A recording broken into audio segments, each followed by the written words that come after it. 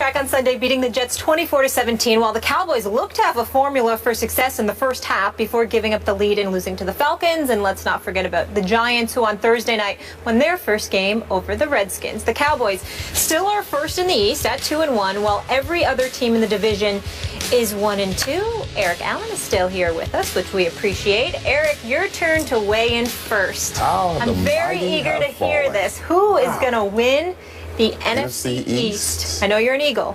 Yeah, listen, Eagles got a big win. That was a huge win. But there's still a tremendous amount of questions for this football team. I'm glad to see the defensive secondary, 3 interceptions. Walter Thurman, a couple guys coming with some big plays, attacking the football, which is great. First time we've seen that kind of consistency in the backfield for a couple years now.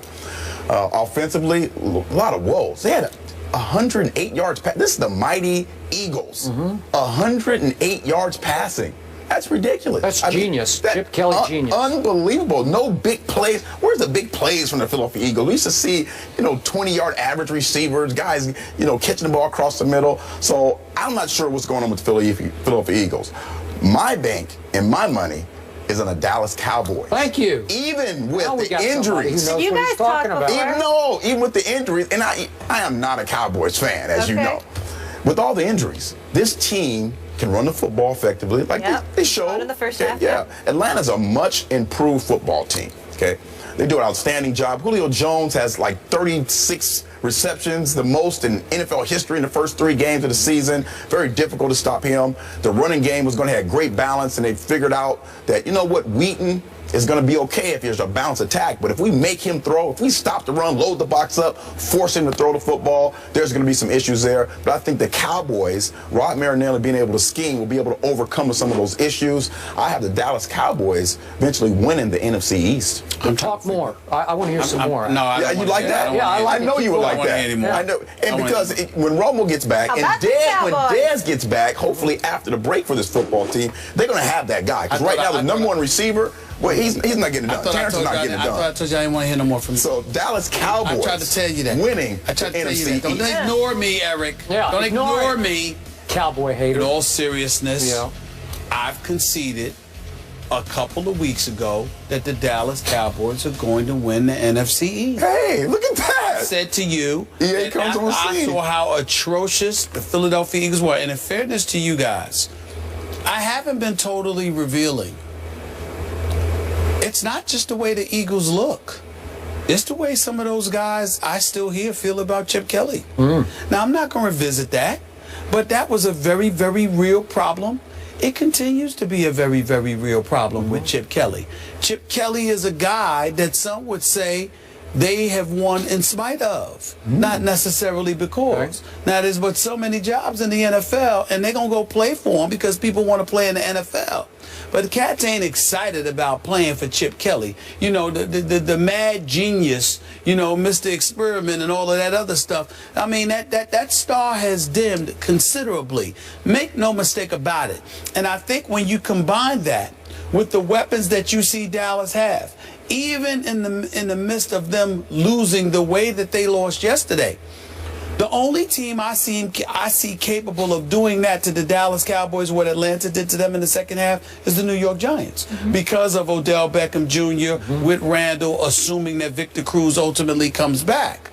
But even then, can that defense do what, the Jets defense was able to do to the Eagles? I think when you look at Dallas and what Atlanta was able to do to them in the second half, I don't see too many teams capable of doing that to them, especially in the NFC East. And with the New York Giants, I can see their defense being a bit suspect. I think they will beat the Dallas Cowboys when they face them next, because I think they will split this season. Dallas Cowboys beat them opening night. I think the Giants will get them back. At Jerry World. At Jerry World. Which is like an away game for my Cowboys. Yes, to some degree. But I do believe that the NFC East is so suspect. I mean, Kirk Cousins, please. Yeah. Please. Don't get me started with him. He's allergic to bright lights, okay? Don't want any parts of it. The brighter the lights. I mean, you want to have a shot at winning if you're the Washington Redskins, stay off of national television. Because that way Kirk Cousins will be more than happy to show up You put him under the bright lights, he will shrink like the wicked witch having water poured on him. Wow. That's Kirk Cousins. I'm just done. Maybe he's just trying to do too much. Thank you for that visual. It's just the truth. It's just the truth, okay? Well, we don't want to see him just like go away. You know, like well, that. I'm just saying. She was done. He's you know, she was well, like, I didn't mean it that way. I didn't mean it that way. What I mean is that he's done. Okay, that's all I meant by that, y'all. I'm sorry. I'm sorry. I haven't watched the show in a while, okay? All right, but I was just trying to say she's saw it strong. lately. I was just trying to say she's strong. My favorite That's show. all I'm saying. My favorite. My favorite too. I'm so touched. I'm so touched. I'm so touched by y'all, all right? I'm so touched. It's so touching, okay? I don't remember all the details about the wicked witch shrinking, all right? But I just know it has happened. All I'm trying to say is you look at that, and then you look at, you know, the Eagles.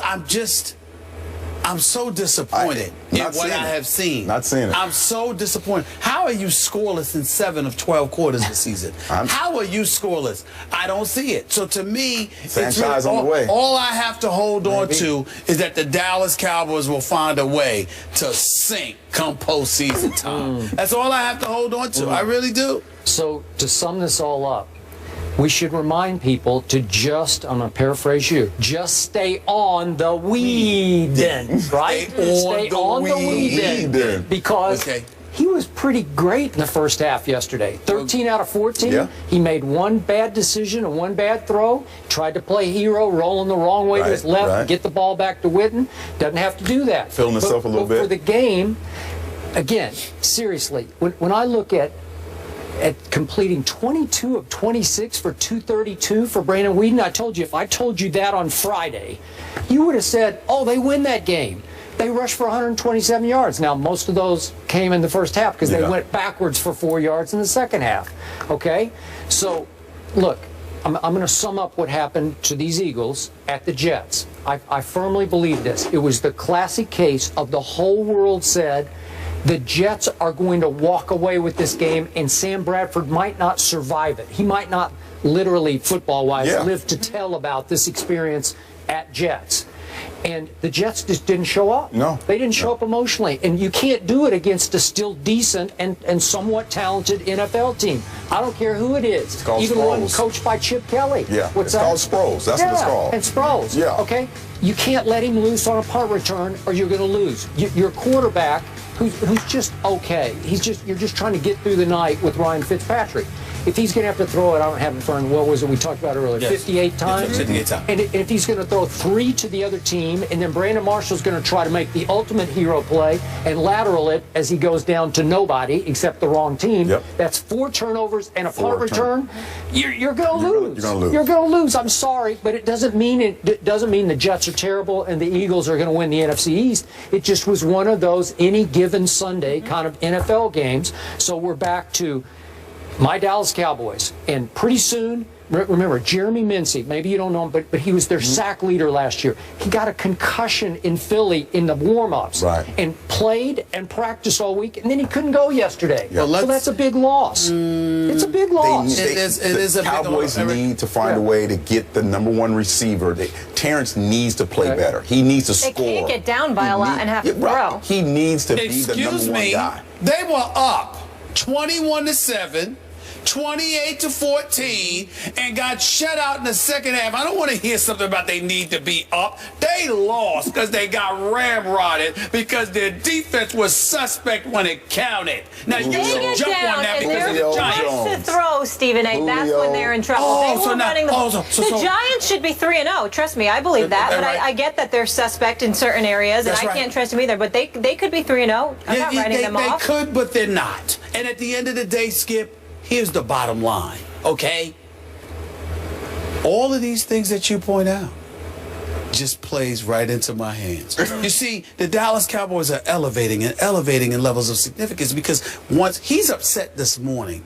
Why? But just give it because they lost. Because he's always heartbroken. I mean, listen, this is the guy that quit on the Spurs and was getting ready to just eradicate his column because the Spurs lost a regular season night and messed up his column one day. This is ridiculous. That's how emotionally get. It's just one night. It's just one night. But trust you me on this. Trust you me. By tomorrow, The smile is going to be back on his face. He's going to be all right. He ain't going to be melancholy. He's going to recapture the momentum, talking about what they're going to do. And trust you me, all of these foolish, ridiculous Cowboy fans, Cowboy Nation, the worst fans in America, by the way, they're going to jump right on the bandwagon. They're going to jump right on the bandwagon, and they're going to sit up there and go like this. We are going to be all right. We are going to be all right. Oh, please. Greg Hardy, Rolando McClain, Randy Gregory, Jeremy Mincy. Let me have them all back and let's see that smile wiped off your face. Last comment. I swear that last comment. I swear. Those very people that you're relying upon, are you sure they're going to last the season? I mean, it could be anything. It could be anything. Thank you so much for being here. You know what? I love you, and I wish you'd stay. We got to go to break. I'm just saying. Skip resilient, just like those Cowboys. Peyton Manning and the Broncos get a decisive win over the Lions in Detroit and are now 3-0. Can the Manning questions now be put to rest? We'll answer that after the break. Not laughing about Greg Hardy. I know. Know that.